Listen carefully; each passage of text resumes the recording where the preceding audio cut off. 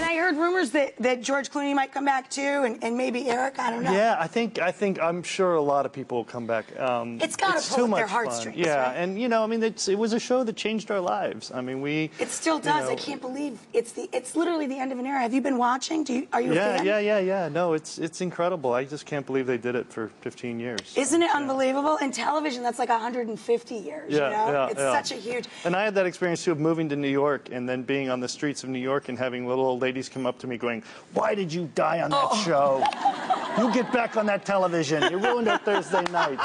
You know, people really take it personally. Yeah, they did. Yeah. Well, especially your character. I mean, everybody loved you. You were the lovable guy, the level-headed guy. It was funny. We were actually, when we shot the last thing in Hawaii, people had been coming up and saying that to me, like, "Don't leave the show," and all this, and they kept doing that over and over. And finally, one day, my daughter, who was 4 at the time, someone came up and said, "You know, please don't leave the show." And she said, "My dad's dying so that he can be with us." It was like she'd had enough. Oh. Kill that character. We're going to go move to New York. We want to see our dad. Yeah.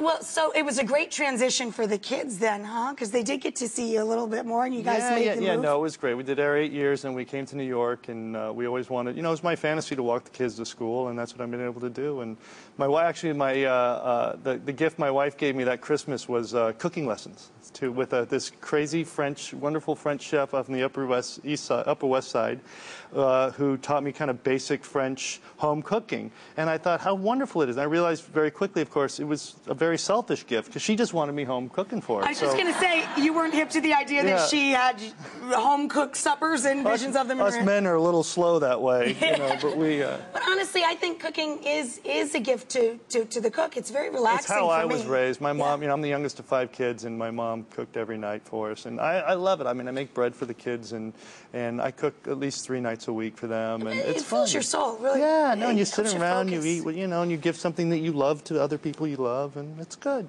That's why I love your show. I was calling my manager. I'm like, I'm doing this show again. I mean, because there's food. You go to Letterman, and they give you like some, you know, some cold cuts and a piece of cucumber. You come here, there's like 12 different varieties of shrimp and, you know, pâtés. And, you know, I mean, that's people come to the show and they compliment our team and they say everybody's so happy here. I'm like, it's because we're well fed. Exactly. No low blood sugar. No, it's right.